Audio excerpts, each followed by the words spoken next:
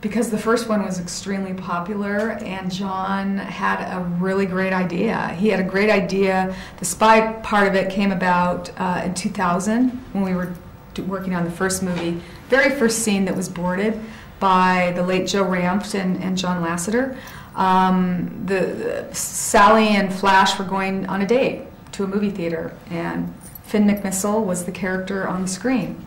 And then the international component of the story came about when he was traveling, promoting the first film. So he had this idea that just solidified in 2006, and he just is amazing in his ability to combine that idea that came about in the first movie with the international locations. So.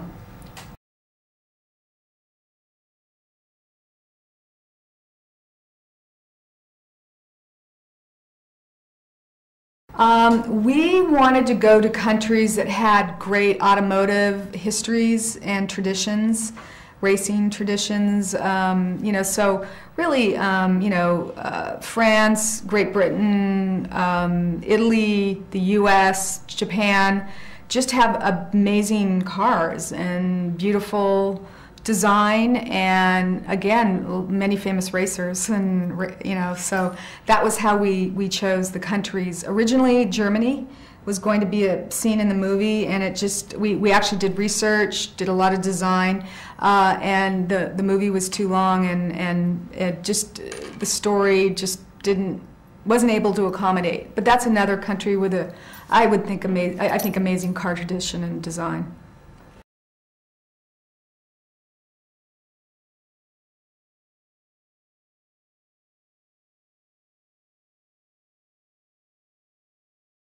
Why do we make our own mythical city in Italy?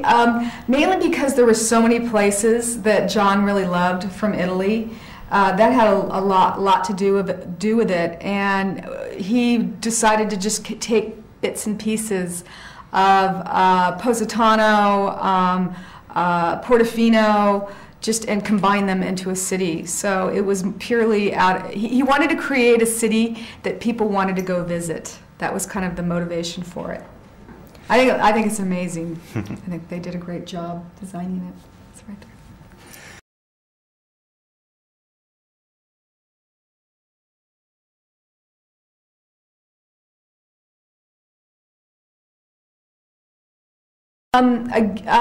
Well, John is a big spy film fan, and he was greatly influenced by Alfred Hitchcock, like North by Northwest, where you sort of have an innocent caught up in a conspiracy.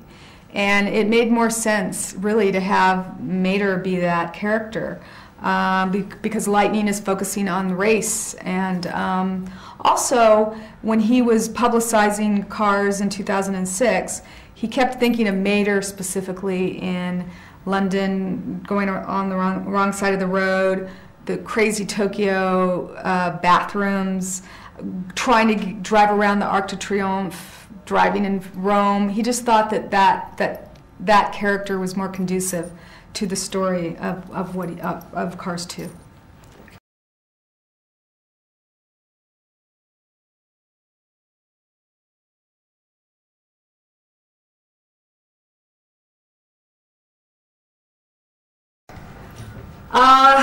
I can't explain it.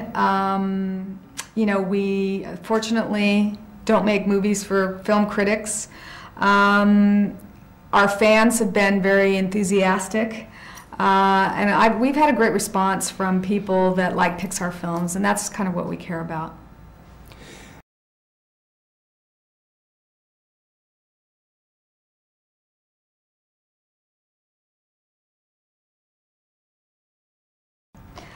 It's a long day.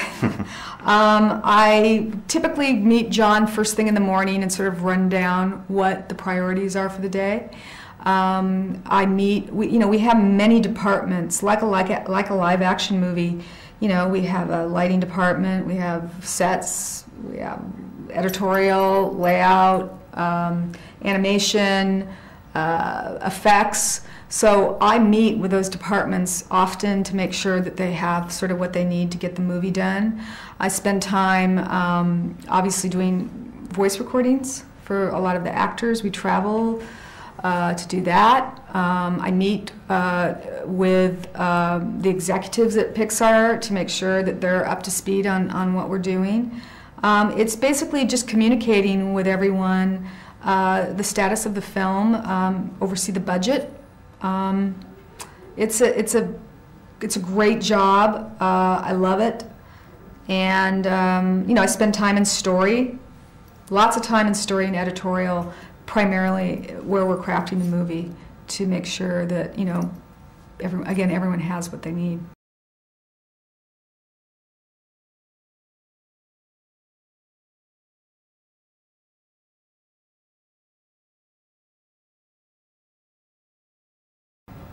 Absolutely. I mean, the Star Wars movies are as close to animation as you can get. So those types of movies don't come along very often. Being able to set up a camera and, for example, shoot in this room is easier than having to design the room, you know, specifically for animation, you know, build it, paint it, light it. It's a more complicated process.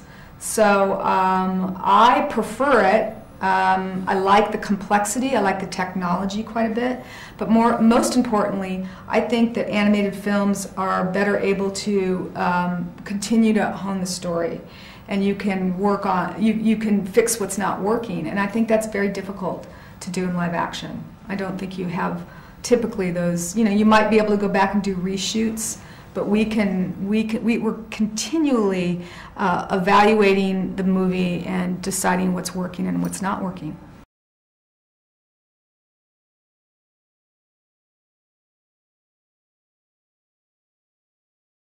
I'm very excited.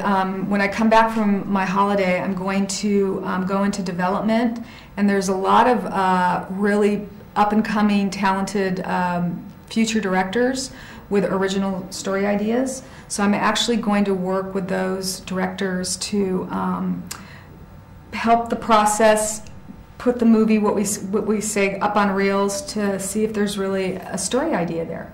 And so I've never done that before. I came to Up and Cars 2 with a pretty developed story. The story is pretty far along, and these are all brand new. And I'm really excited about sort of these new original ideas. So I think that'll be a big challenge.